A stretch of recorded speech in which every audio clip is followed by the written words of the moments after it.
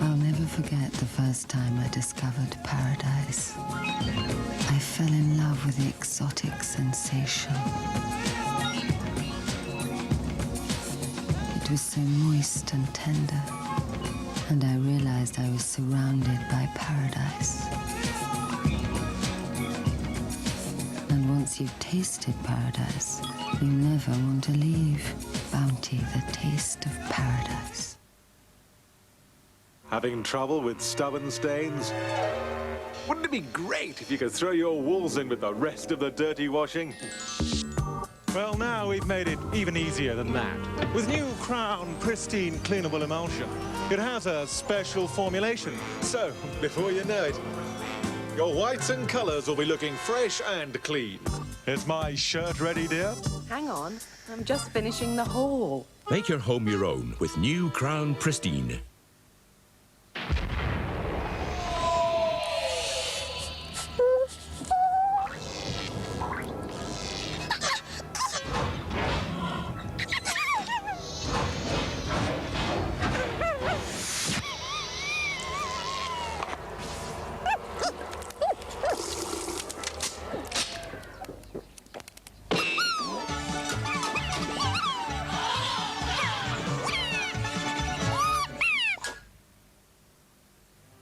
This is an appeal from Oxfam to ask if you can give £2 a month to help some of the world's poorest people.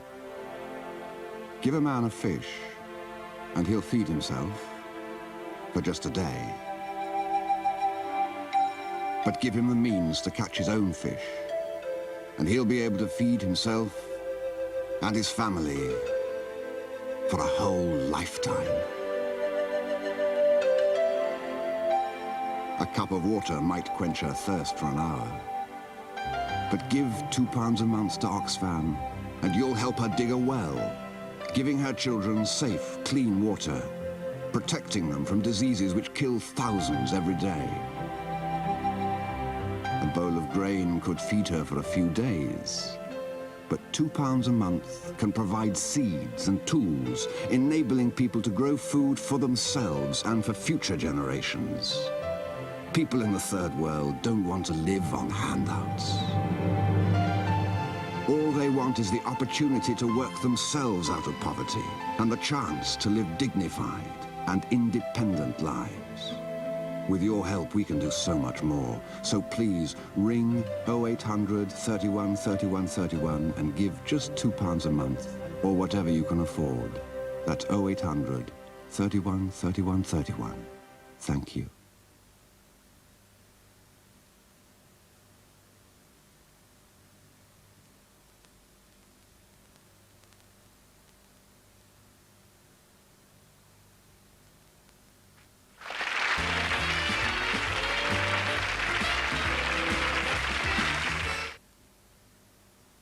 It's a cat's pajamas.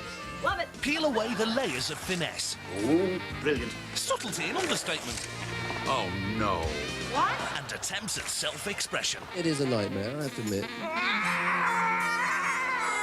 Rip-roaring comedy unfolding every Friday from 9, only on Channel 4.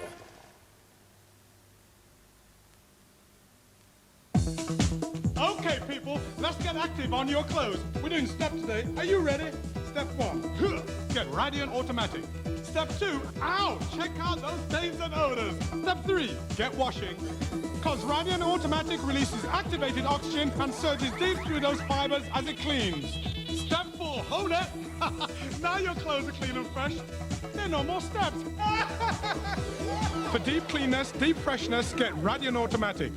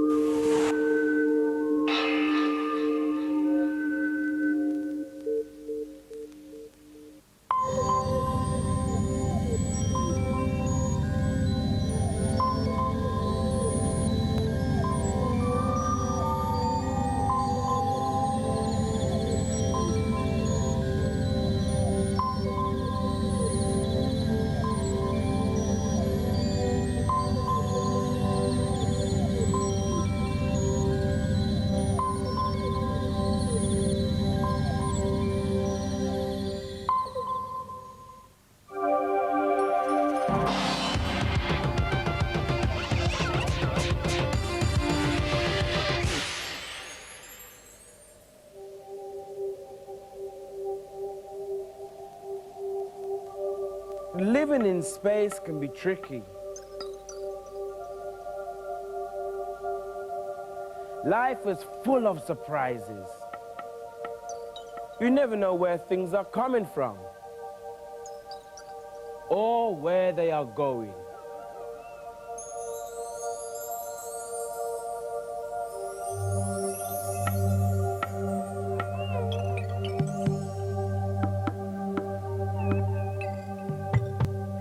From far out in space, you can see evidence of human existence on Earth by day and by night.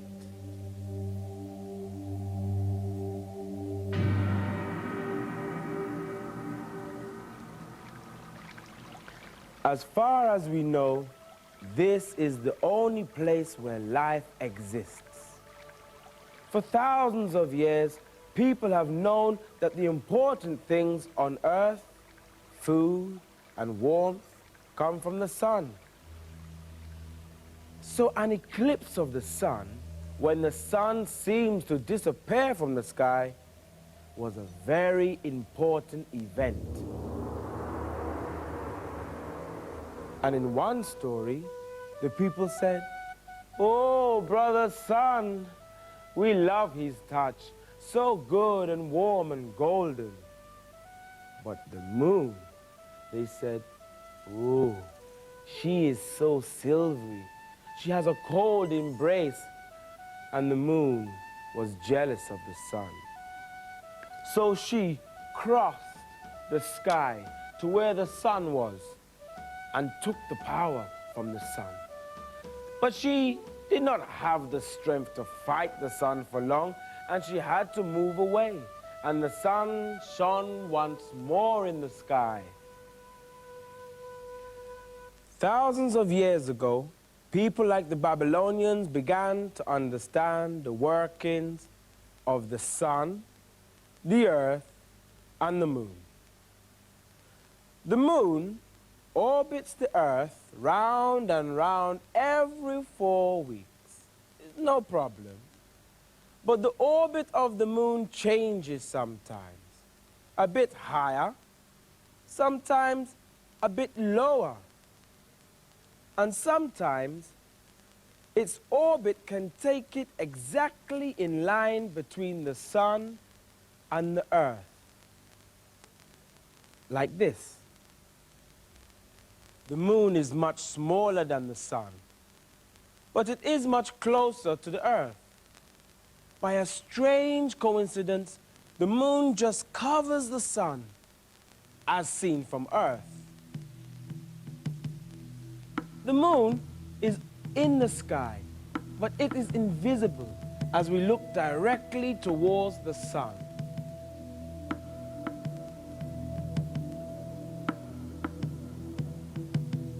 As the sun appears to move across the sky, it passes behind the moon. The moon eclipses the sun.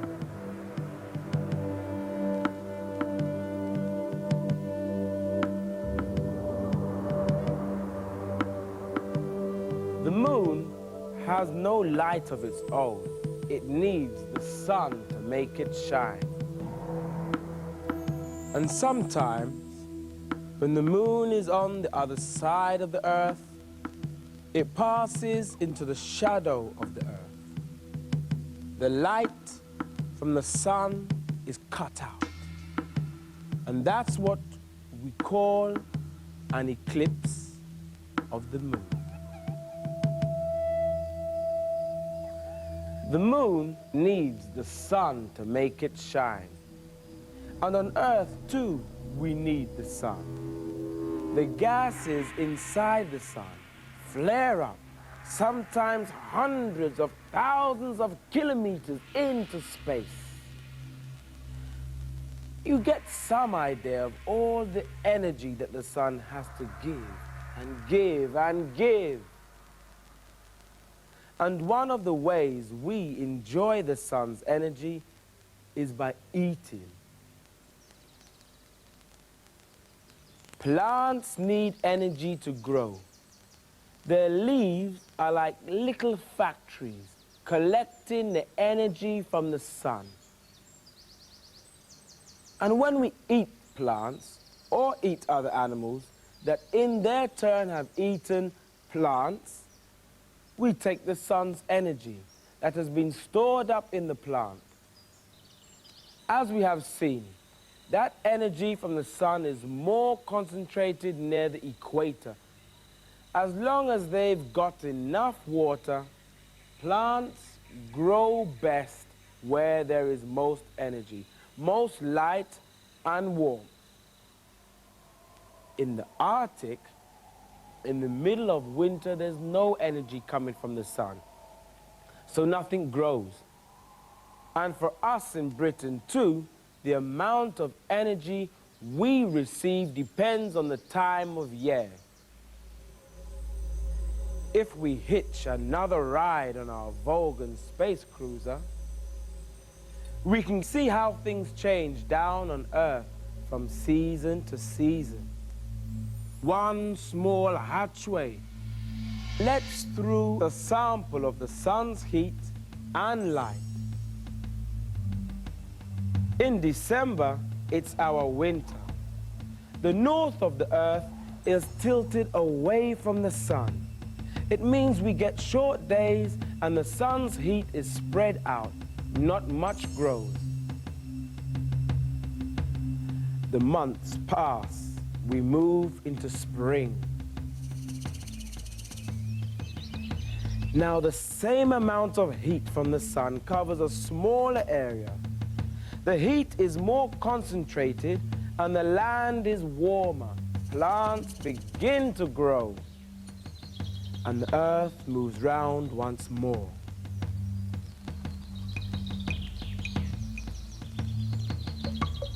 In summer, that same sunbeam is at its most concentrated. Temperatures are high, the days are long, and plants are in full bloom. Onwards again.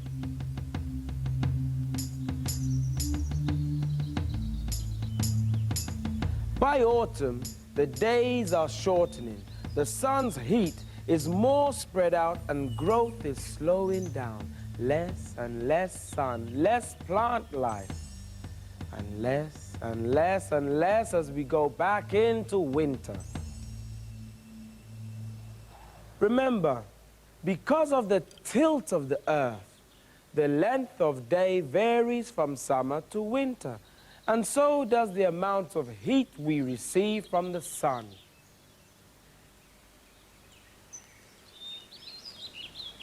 Plant life is vital for human life, and not just food.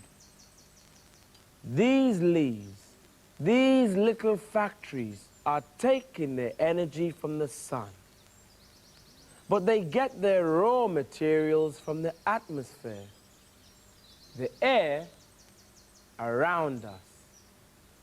Plants take in a gas called carbon dioxide from the atmosphere. And like any factory, leaves have waste products, stuff they don't need. Lucky for us, the waste product from plants is oxygen. Every day, plants, large and small, make the oxygen that we need to stay alive. So from the sun through to plants, we get the air we breathe. But many of us on Earth have come to expect many more things than just air, food, and water. We want television, cars, machines, the thousands of things that are made in factories, and to make things you need energy. And most of the energy humans use comes from the sun. But it's energy that arrived on Earth a long time ago. So how come? Millions of years ago, the sun's energy gave life to billions of creatures and plants. And when they died, their remains turned into coal and oil and gas. Now we burn the coal and oil and gas and release the energy that has lain deep in the rocks for millions of years. What took ages to create, we are using up in just a couple of 100 years. And once you've used them up, they're gone.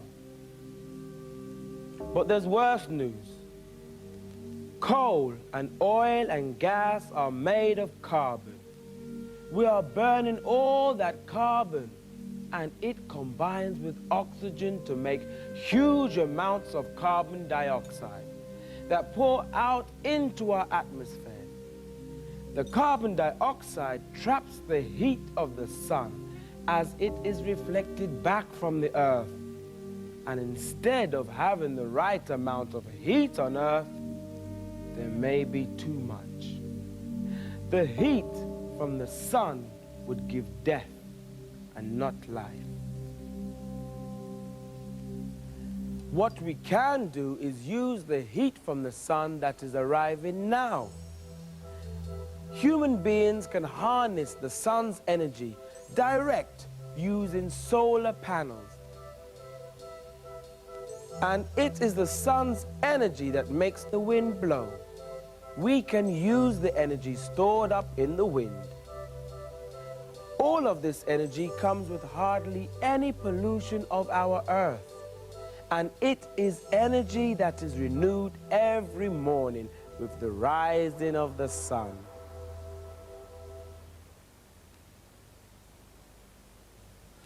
The sun above us and the earth beneath us could provide us with all that human beings need to live and live well.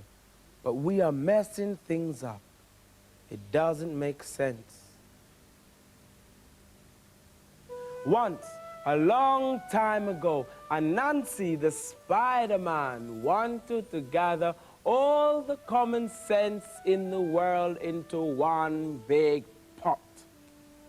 So he went around asking the people to speak into his pot and give him some common sense.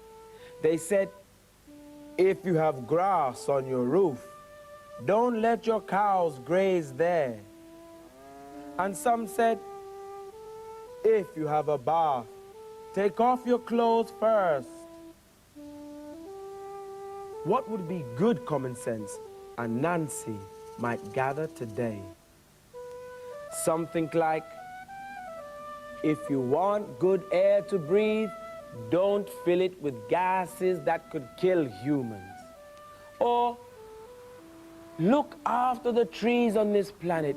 Or, take care of the water on our planet.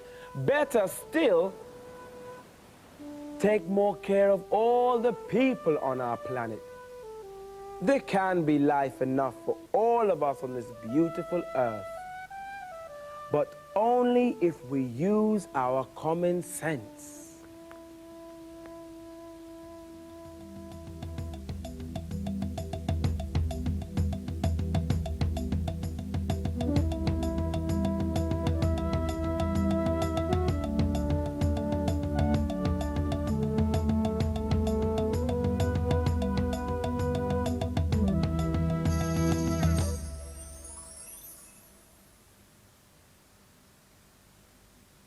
The Revised Teacher's Guide, priced £3.95, contains programme outlines, pupil activities and information about astronomical discoveries and theories.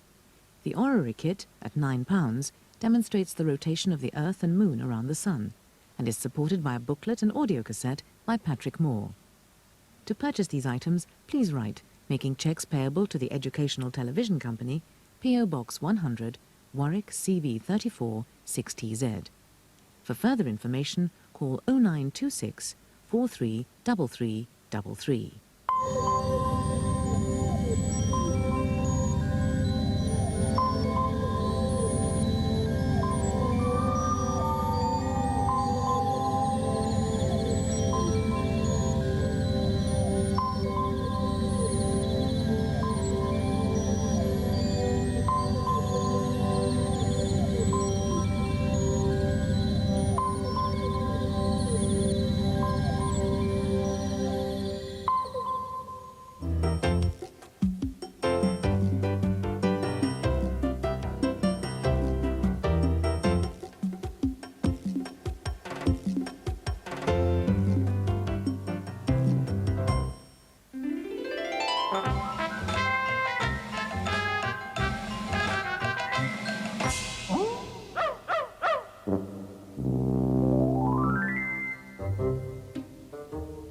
is going to have a party, and he's written all the invitations himself. I don't want anyone to miss my party. I'll deliver them myself. Oh, this is easy. I'll soon be finished. Basil the Book knew his friend would get it wrong. Which one shall I deliver next? This one'll do.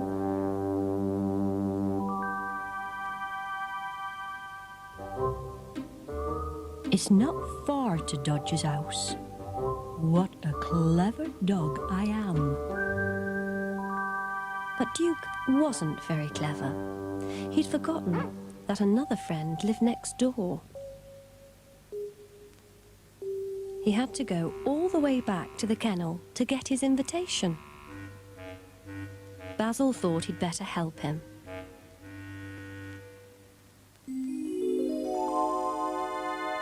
Put the invitations in order. Aha! Now I won't have to keep coming back to the kennel. I'm glad I thought of that.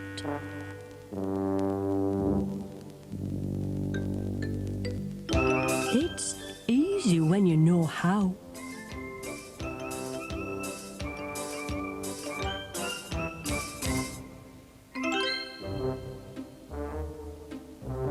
Duke ran down the street, delivering all the sorted letters.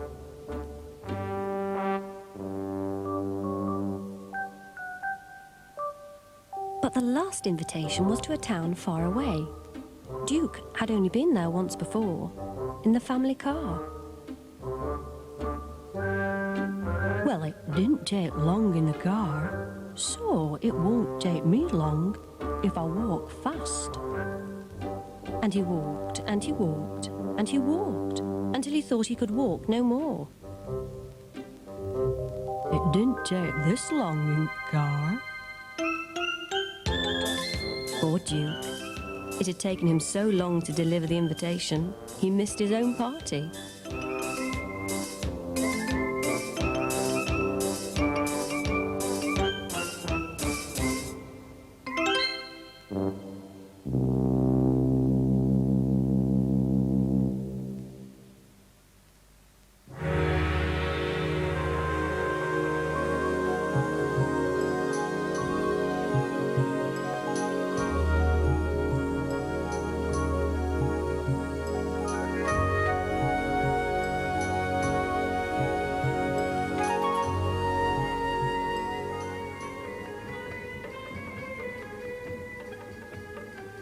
This village in Morocco is far away from any towns and cities.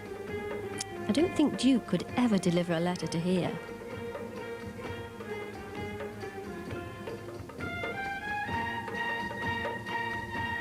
Ishmael has a friend in Britain called Sam.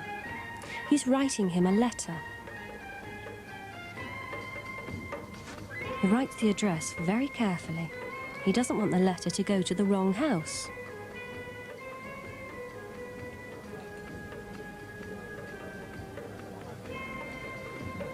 It's quite a long way to the post office.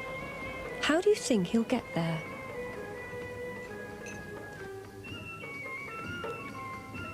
Where Ishmael lives, there aren't many roads or cars. People carry things on donkeys.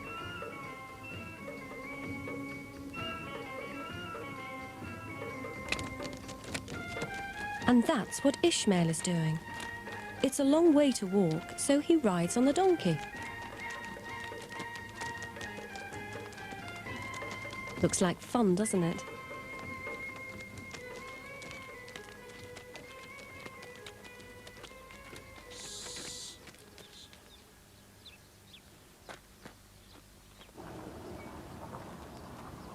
This is the post office. Ishmael posts his letter. It's the start of a long journey. Inside, the letters are stamped with the date and the village where the letter was posted. There's the letter to Sam.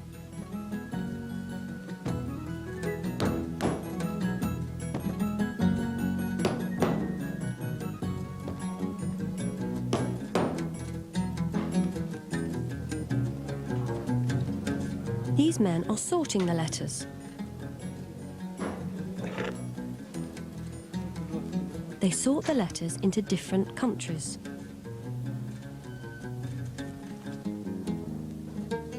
These letters are all going to Britain.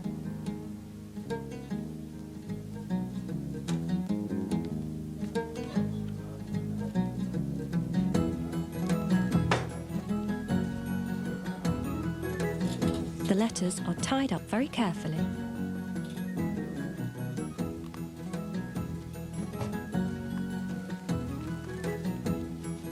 I wonder where they go next.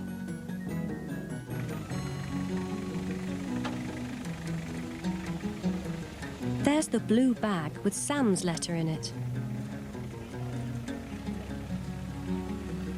It's a very long way from Morocco to Britain, so the letters go on an aeroplane.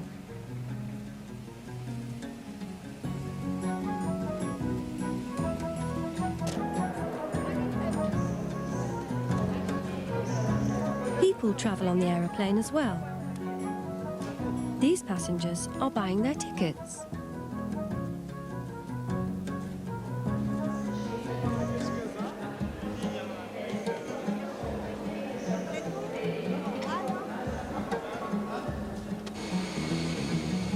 The plane is filled with fuel. The letter bags are loaded onto the plane.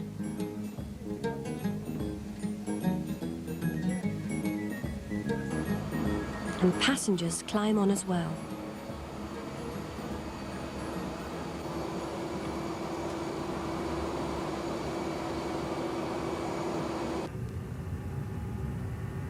But why do they use an aeroplane?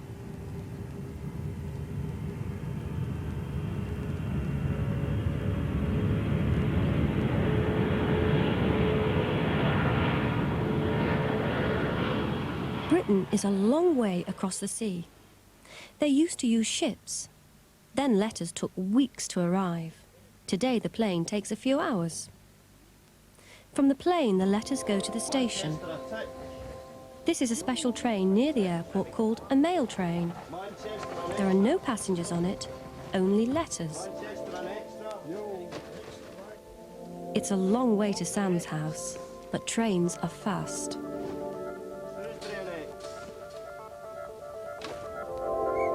The light turns green, the guard blows his whistle, and off goes the train.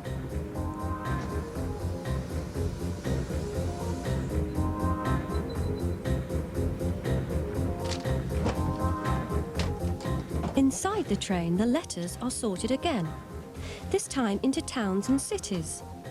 The town near Sam is called Stoke-on-Trent.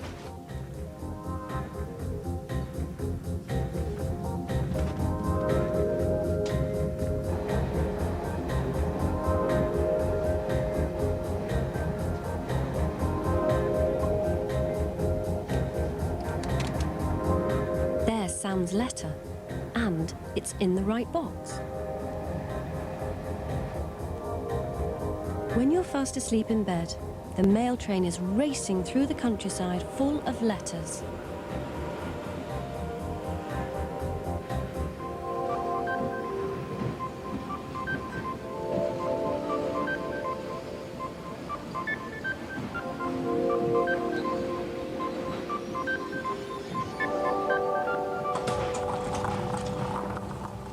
Stoke-on-Trent Station. We're getting close to Sam's home now, but there's still a lot to do.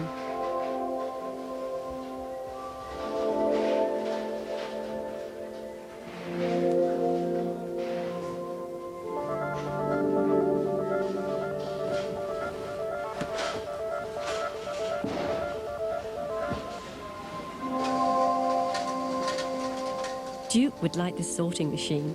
It does all the work for you.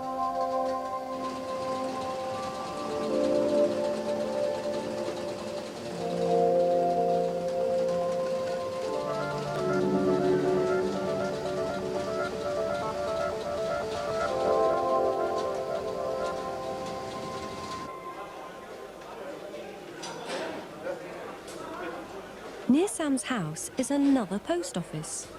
Here the letters are sorted into streets. All these letters are going to James Street, where Sam lives. And here is Sam's letter. It's being sorted for the last time.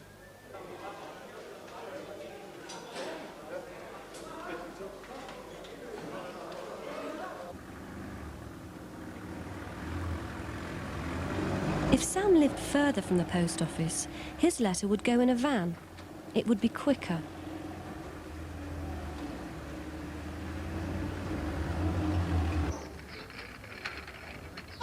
But the postwoman, she really is called Pat, walks because it isn't very far now.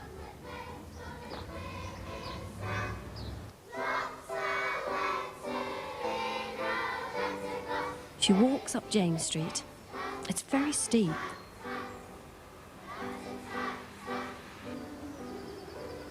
Past house number 61 and number 63. Checks the letter from Ishmael one last time. And here's the house, 65 James Street.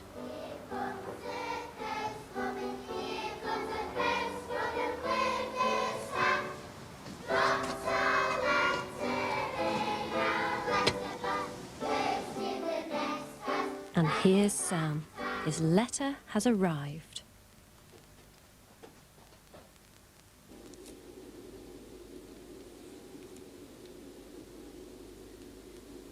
Dear Sam, thank you for your letter. I am glad you can be my pen friend. I like the photo of you with Duke the dog. I wish I had a dog. I like football too. I'll play in the park with my friends. My best friend here is called Karim. I hope you'll write again soon. Goodbye, Ishmael from Morocco. The letter's come a long way, hasn't it? Can you remember how it got to Sam so quickly? I hope Duke can. We might not miss his party next time.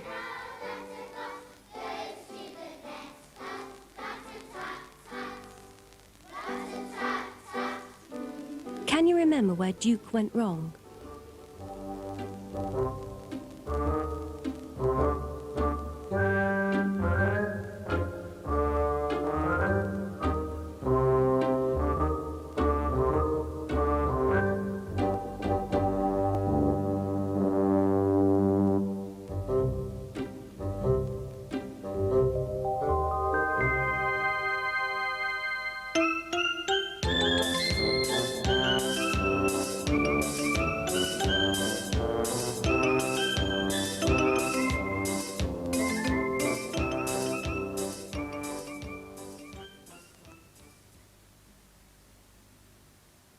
The Teacher's Guide, priced £3.95, has suggestions for follow-up work and photocopyable activity sheets. The People Who Help Us and Places and Journeys activity books, at £4.95 each, contain 44 photocopyable activity sheets.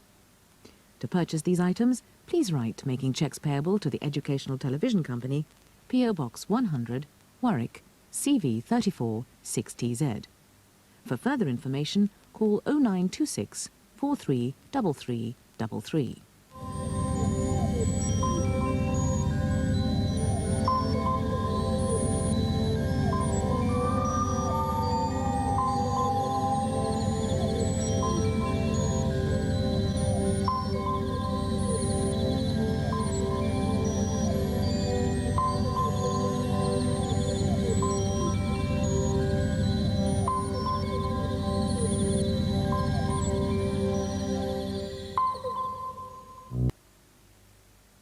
The Teacher's Guide, priced £3.95, offers background information, an introduction to the characters, and photocopyable activities.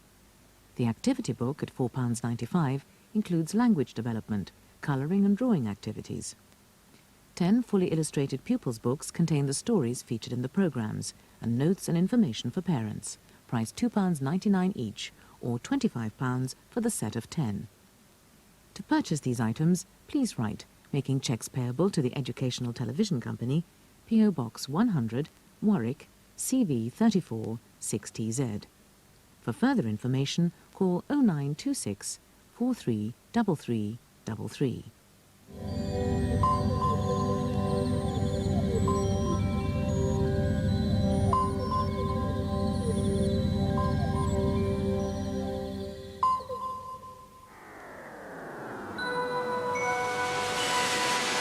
From the planet Mathematica, she has come to study maths on Earth. Her name is Madge, the Math Magician. I've come to see whether everything adds up. Oh. Her human helpers are Tanya and Robbie. Also on board, a Galacticat called Barker. I mean, meow. Into hyperdrive.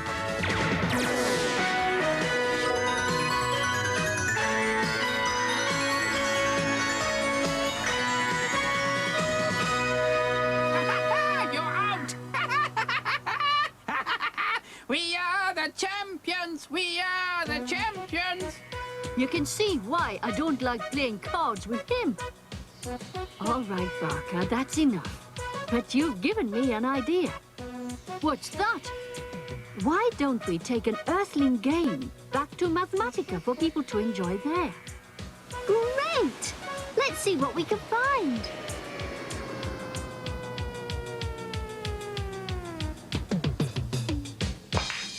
This is a great game, snooker. What's the idea of this game? Well, basically, you have to get all the red balls in the pocket holes at the edge of the table. And you have to pop the coloured balls in a certain order. There seems to be quite a lot of skill involved.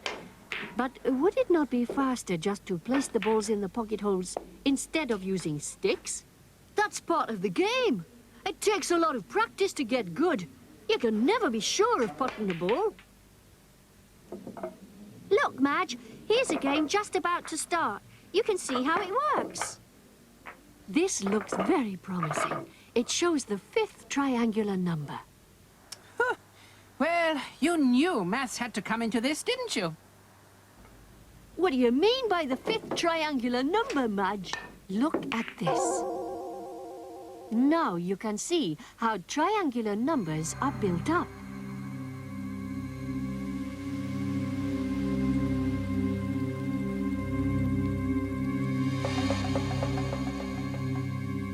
Now you see it, the 5th triangular number.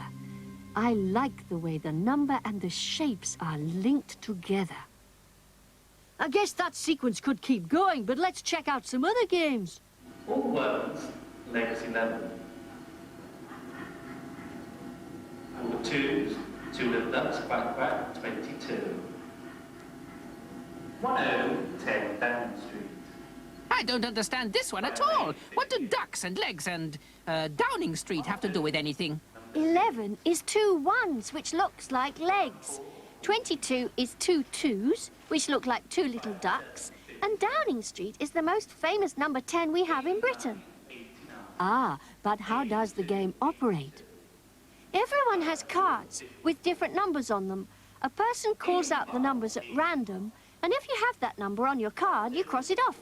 First one to get a line crossed off shouts, bingo! Bingo! And wins the prize. I bet I'd win all the time. Oh, there's no skill involved. It's all down to luck. So maybe you could win, Barker. Oh, the abuse I get around here. Someone call the RSPCA. Let's see if we can adapt this game. But just a moment. I'm going to see what the computer can tell us about games which are a mixture of chance and skill.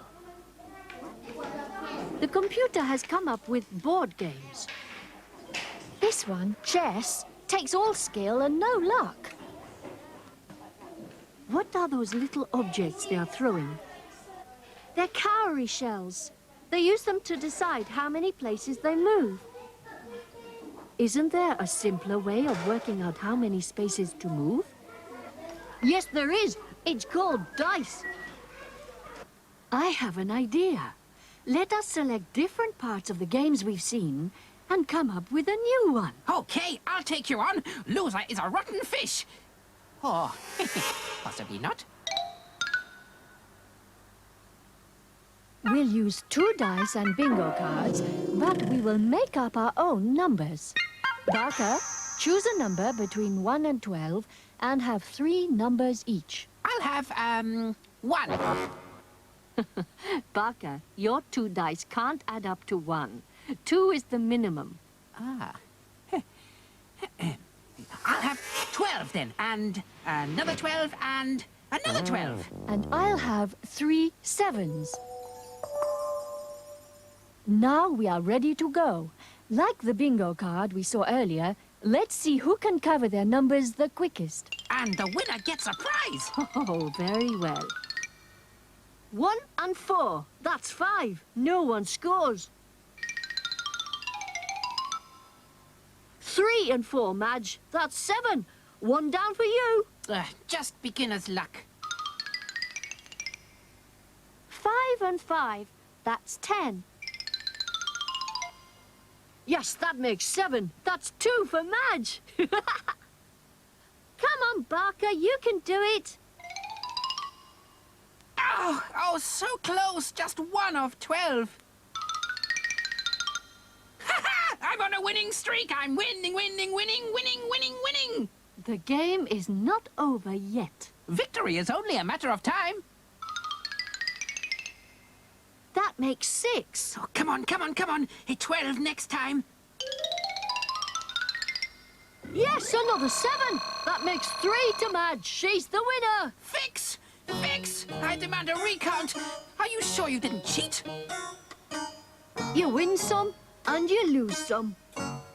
I didn't cheat, Barker, but I did have a better number, because there are more ways of making 7.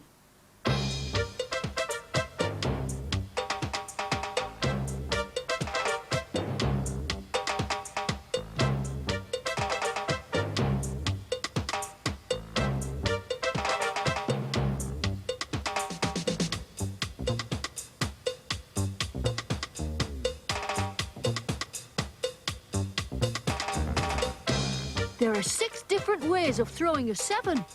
What about the number 12? No wonder you lost, Barker. There's only one way of throwing a 12. Now they tell me. Let us invent a board game that combines chance and skill for the people of Mathematica. To design this game, we need a framework. So let's start with a grid and number each side. And skill and chance? Well, we can use 2 dice to determine their positions on the grid. Let's see what happens when we roll the dice. With this throw, they can move to position 2-4. Or move to position 4-2. Of course, with this grid, there are some positions you can't reach. Fine. But the best games have great names. Why don't we call this one, the Barker game? Woo! I wish to use it to help my people learn about Earth. So let's call it the Earth game. Yay! Some people have no imagination. Let's try a pentagram as our base shape on the grid. What's that? Oh, a star. That's good, Madge. We have stars in our galaxy, and the people of Mathematica can relate to stars too. Now, the object of the game is to visit places in the star, starting and finishing from particular points outside the star. First, we'll have to choose the positions of the places. Let's take a look in the data bank and see if it has any suggestions. Let's choose one place each. Can I choose first? Can I have the fun fair? That's a good idea. Now give it an exact location, because the players have to visit it before they can complete the game. Let's put it somewhere near the top. Good. We will give it the coordinate 3, 4. That's 3 along and 4 up. Now, Tanya, what's your choice? I think a house would be a good idea. The mathematicians on Mathematica would like to see where we live. Barker? What about a danger zone? If they land on any coordinates within it, they have to throw a double to get out. An excellent idea. Does this mean we can call it the Barker game after all? No! Come on, Barker. Where shall we put your danger zone? Here, I think, in the central pentagram. That'll be hard to avoid. Double trouble, I'd call it. Once you're in there, what exactly are the chances of throwing a double, Madge? It's a bit difficult to show you, but if I call up the word probability, Barker, can you find some music and call up the dice?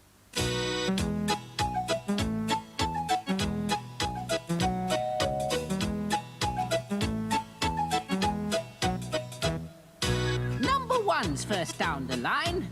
Our first double's doing fine. Now it's time to be moving on. No more doubles, they're all gone. Can't get doubles from 1 and 2, or 3, 4, 5, or 6. Oh no! None of these makes a double throw. So far, there's 1 in 6 in that row.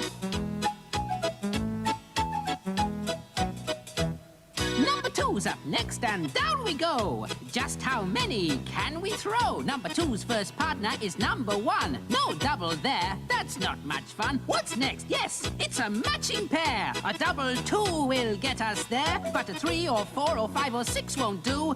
Only one double there for number 2.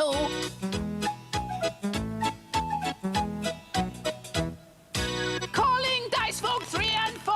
How many doubles can you score? The only double for 3 is 3. 4 takes 4. You can't get more. What can 5 and 6 do in the end? A double each. That's all they send. So there it is. The chances show it's 1 in 6 for a double throw.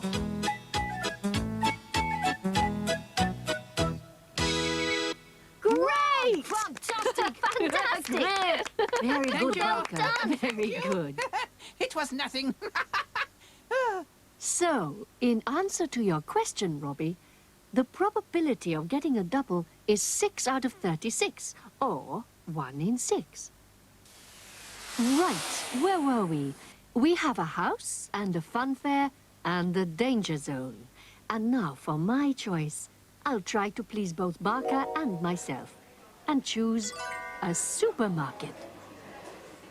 Oh, so much food, so little time. And I will put it on 5-3. To make it a bit more difficult, and to use some mathematical skill, the player has to answer a maths question correctly before they can move on. Okay, what about a triangular number question? Like, what is the 6th triangular number? Perhaps they can work it out from these. Maybe the best way to work it out would be to eat all those tins of beans. And I might just have a volunteer in mind. Let us concentrate on finishing the rules of the game, Barker. It was worth a try. All we need to do now is mark the start and finish points. There we are. It's complete. A pentagram is a shape. They need chance to visit the places and skill to get off some of them. There are earthling places to visit. And double trouble in the danger zone. Brilliant! We've invented the Barker... the Earth game. What do we do next? Why don't we decide with a simple game of chance? We'll flip a coin. Heads, we decide. Tails, you decide, Barker. You're on. If it's heads, we'll all relax and Barker cleans up the transporter. Ha! If it's tails, you spend the next 3 hours cooking for me and calling me the Great Barker. Here we go. Oh, no. Oh, yes! Come on, let's hear you say it. Great. I can't do it. You lost the bet. You have to. Come on, it's not that hard. Tanya! Well, great. No, I won't. You have to. The Great Barker. Now more slowly. The Teacher's Guide, priced £3.95, contains programme outlines, key ideas and activities.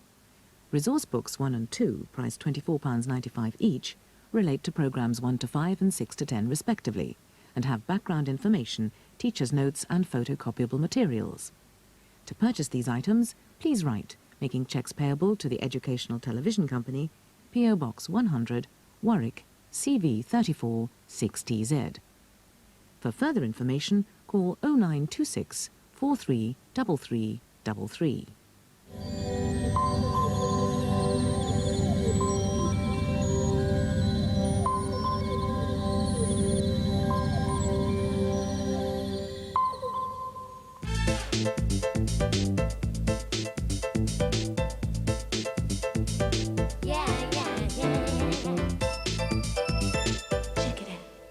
Pinerolo is a town in the foothills of the magnificent Italian Alps. Cycling, mountain biking and walking in the hills are favourite pastimes for the Pinerolese. But today's programme starts with Veronica in her ballet class.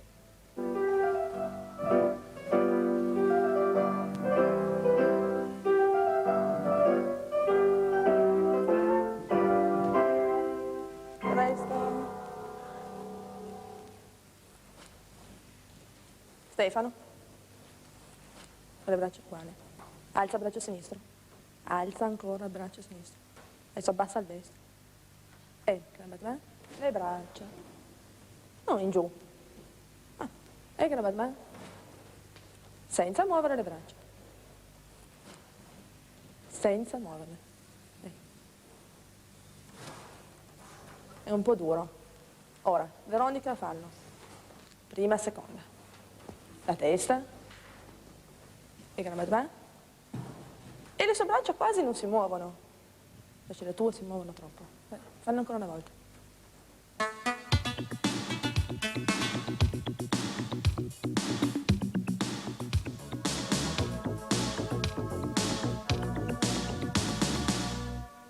Saltiamo. Sì? No, quinta, andiamo solo ricordati. E il shotman. 1, 2, e 4, e 5, e 6, e 7, e 8, e al contrario. 2, 3, 4, e 5, 6, 7, 8. Sì? Ci dividiamo in due gruppi. Primo gruppo e secondo gruppo. Sì? Manuela, fai il lago della bilancia. O di qui o di là. Mettiti in centro. Un po' più in qua. E fallo con loro.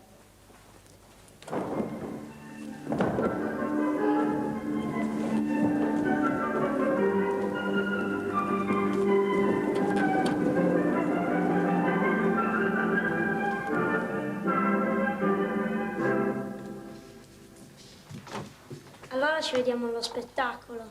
Non preoccuparti, verrà bene. Non spero proprio. Check it. Stefano. Con le braccia uguali. Alza il braccio sinistro. Alza ancora il braccio sinistro. Adesso abbassa il destro. Ora, Veronica, fallo. Prima e seconda. La testa. E le sue braccia quasi non si muovono. Invece le tue si muovono troppo. Fanno ancora una volta.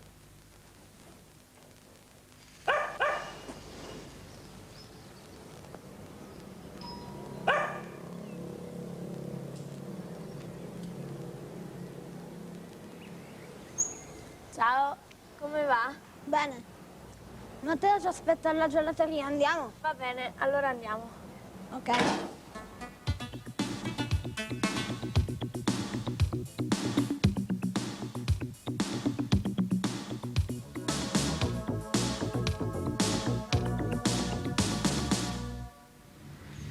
Pinerolo is the most important town on the River Po. It is full of buildings dating back as far as the 16th century. People from the smaller towns all over the region come to buy at the many shops here. Boutiques, bookstores and the wonderful cake shops. Allora, vuoi del pane? No, no, grazie. Non vuoi niente? No, no. Come no? Delle pizzette? Neanche quelle, grazie. Dei croissant? No, non ho voglia di niente. Non vuoi niente? No. No. Beh, io vado a comprarmi qualcosa. Va bene, vai pure, ti aspetto qua. Buongiorno, vorrei 6 pizzette. Subito.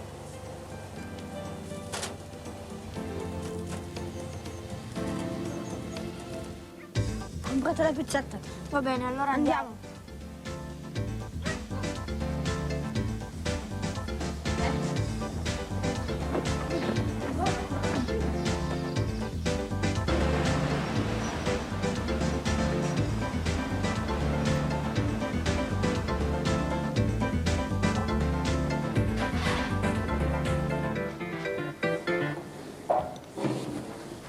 Dov'è Matteo? Non lo so, forse ancora alla lezione di scherma. Buongiorno. Buongiorno. Voglio un'acqua minerale. Per me una limonata. Anzi, anche un gelato. Non per me. Allora, una limonata, un'acqua minerale e un gelato. Sì. Sì. Cosa c'è che non va? Non vuoi mangiare nemmeno un gelato? Sono un po' agitata per lo spettacolo. Ma danzare è facile. Non è vero, è molto difficile. Ma non è pericoloso come giocare a calcio a scherma. Beh, danzare davanti ai genitori o davanti ai maestri è molto pericoloso. Ecco, la limonata, Grazie. l'acqua minerale Grazie. e il gelato. Grazie. Prego.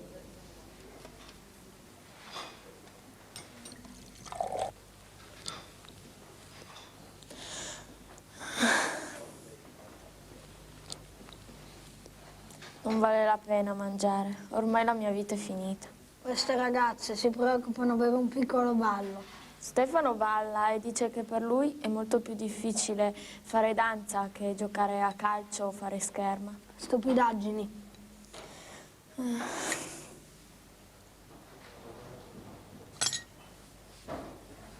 Allora, la limonata fanno 1000 lire. 1000 lire, ecco qui. Grazie. Un'acqua minerale e un gelato fanno 2000 lire. 2000 lire. 1000 e 2000. Grazie. Arrivederci. Stasera vengo a vedere il tuo spettacolo. No, per favore. Ma perché? È solo un balletto. Check it. Allora, vuoi del pane? No, no, grazie. Non vuoi niente? No. Come no? Delle pizzette?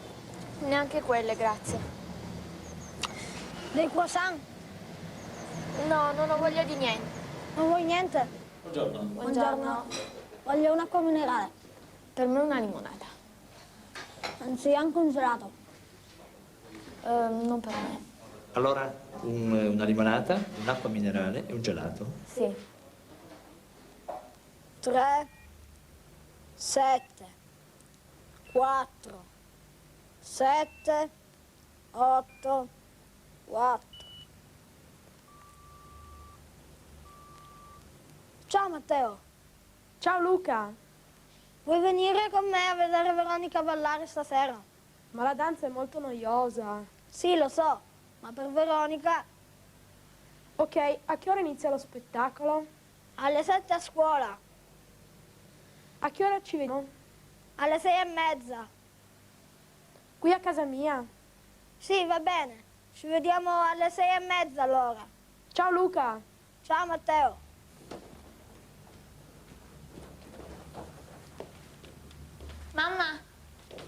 Mamma, vuoi vedere un pezzo del saggio che facciamo a scuola? Va bene, vediamo. Va bene, va molto bene. Brava, bravissima. Ok, adesso girati, fallo di qua. Perfetto, alza bene le punte, perfetto. Non ce la faccio, non mi viene, mi fanno anche male i piedi. Ma no, Veronica, perché adesso sei stanca, dici così, ma poi vedrai che andrà meglio. Sì, però intanto è ingiusto, perché Luca e Matteo, per esempio, non fanno niente per lo spettacolo di scuola. Non è vero, Luca gioca nella squadra della scuola a pallone e Matteo fa scherma, anche loro devono fare uno spettacolo. Vabbè, sono stanca, vado a dormire. Va bene allora.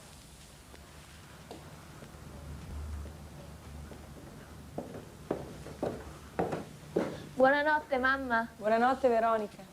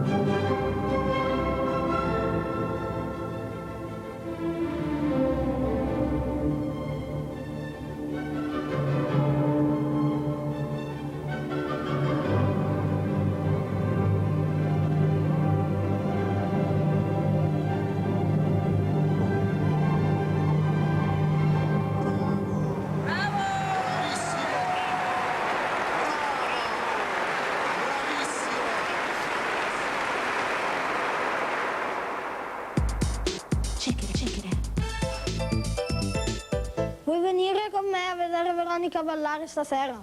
Ma la danza è molto noiosa. Sì, lo so, ma per Veronica...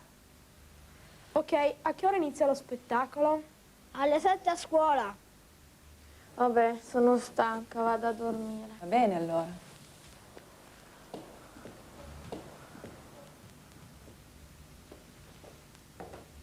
Buonanotte, mamma. Buonanotte, Veronica.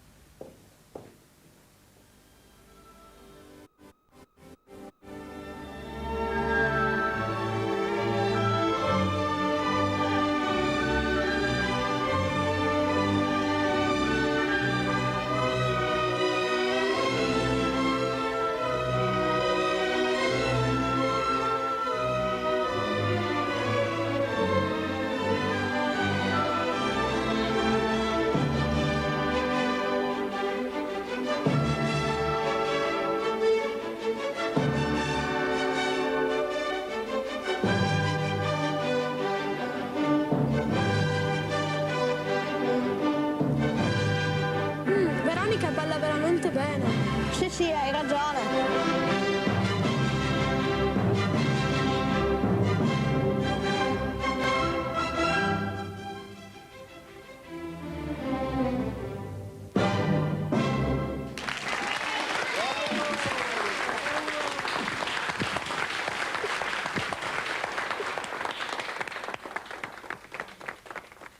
Meno male che è andato tutto bene. Sì, meno male. Speriamo che sia piaciuto anche. Sì. Complimenti, siete stati davvero bravi. Siete stati bravissimi, è stato tutto molto bello. Però danza è facile.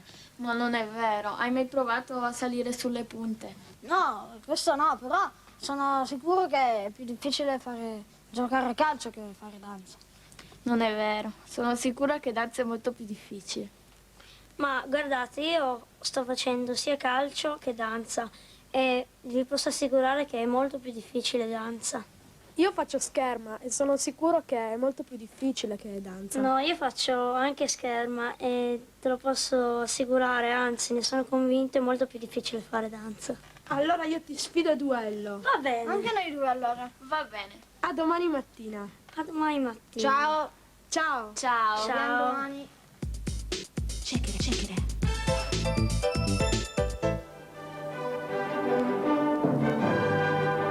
Veronica balla veramente bene. Sì, hai ragione. Complimenti, siete stati davvero bravi. Siete stati bravissimi, è stato tutto molto bello. Però danza è facile. Ma non è vero, hai mai provato a salire sulle punte? Giocare a calcio perché il campo è grande, devi correre sempre. Non è vero, sono sicura che danza è molto più difficile. Oh mio Dio, forse la mia vita è finita. No, vinceremo. Sicuramente.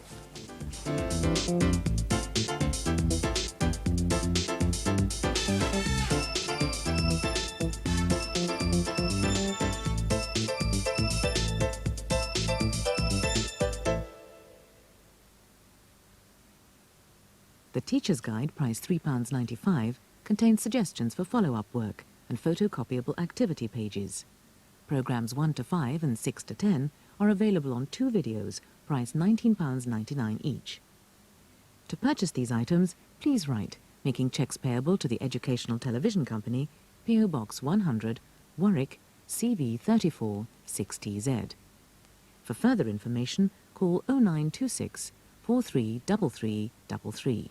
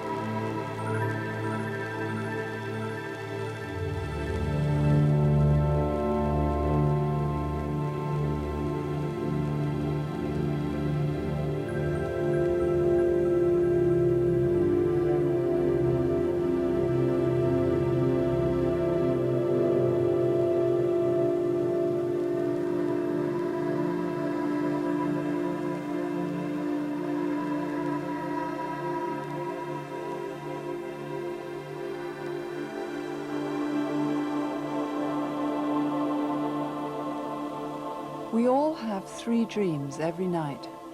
That's 1,000 dreams a year. By the time we're 70, we'll have spent 6 years of our lives dreaming. When we dream, our mind can break free from logic and reason, and we make a new language of impossible stories and strange images.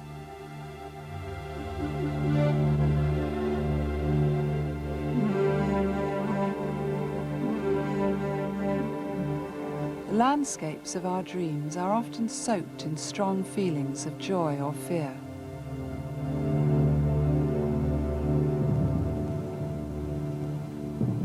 In our dreams, we leave behind our everyday lives and become artists and magicians, creating our own worlds where anything can happen.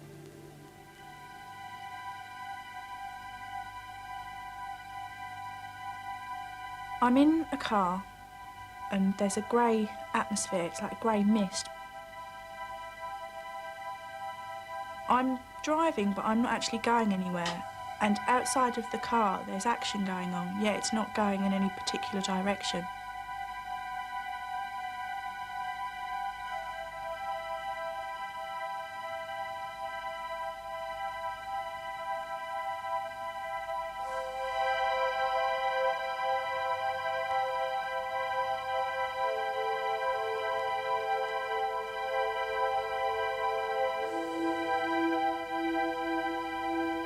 And I can see the steering wheel.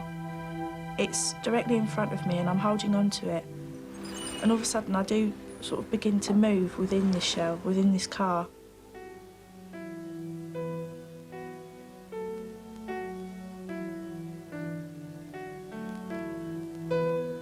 Of the many thousands of dreams that we have, most will pass us by, but some will strike us with particular force and arouse our curiosity. In this workshop, students will explore the meaning of their dreams by bringing them alive through drama and discussion. I believe that dreams bring important issues to our attention. Everything we dream is part of us. Every scene and every character reflects a bit of us.